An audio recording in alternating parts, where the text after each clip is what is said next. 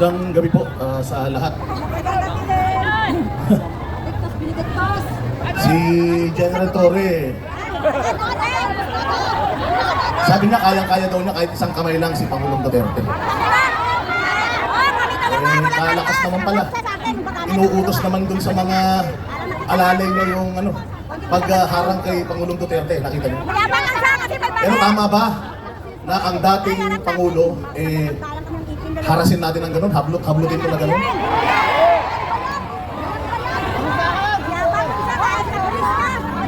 Kasi parang lumalabas, sila pa ang biktima eh. Sila pa daw yung nabukulan. Dahil nakaupo daw sa upuan ng presidente. Okay ba yun?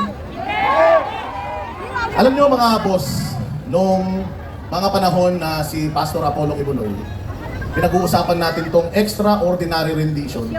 Marami sa atin tumaas ang kilay. Marami sa atin hindi naniwala. Di naman totoo yung extraordinary rendition na yan. Eto na. Nangyari na. Kay Pangulong Duterte. Totoo yung extraordinary rendition o hindi?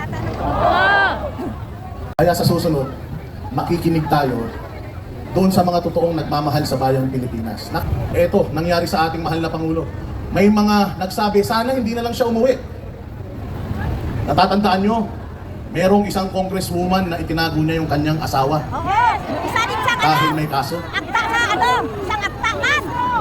Sana ganun lang din ang ginawa natin. Pero alam nyo si Pangulong Duterte hanggang sa huling hininga niya, gusto niyang ipakita sa inyong lahat na handa siyang maglingkod. Kahit marami ang nag-a-advise sa kanya, huwag ka munang umuwi. Nasa Hong Kong pa lang kami, alam na namin, ang dami ng pulis, nagsisinungaling na sila. Nagsinungaling ang PNP, nagsinungaling ang Malacanang, nagsinungaling ang Solgen, sabi nila wala. Pagdating dito, ang ginawa ni PRD, hindi, ginawa niya, inagahan niya pa. Sabi huwag ka muna umuwi, huhulihin ka. Sabi niya, hindi, uuwi na ako, aagahan ko pa.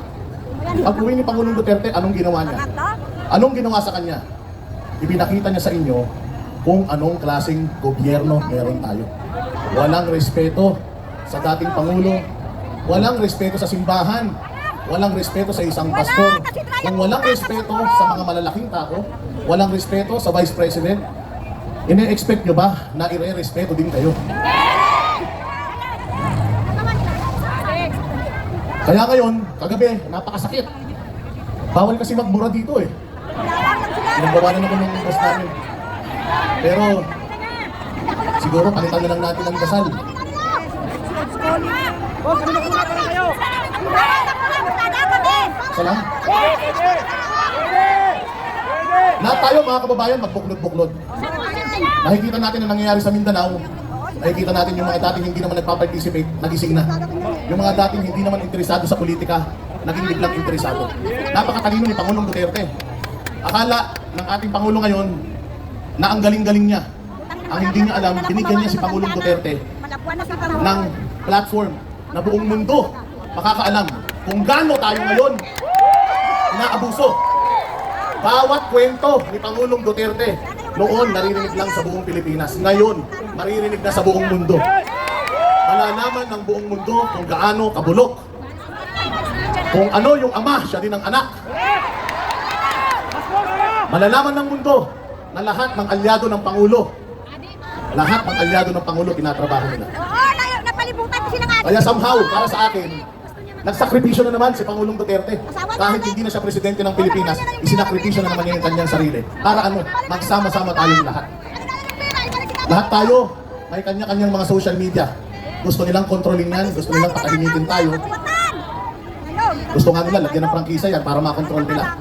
Pero hanggat wala pa, gamitin na natin lahat ng yan. Ang people power, nasa social media. Gamitin natin lahat ng ating mga platforms para isigaw kung gaano tayo kadismayado. At isigaw natin araw-araw at tayong huminto hanggat hindi natin nababawi si Pangulong Duterte. Let us bring PRRD home.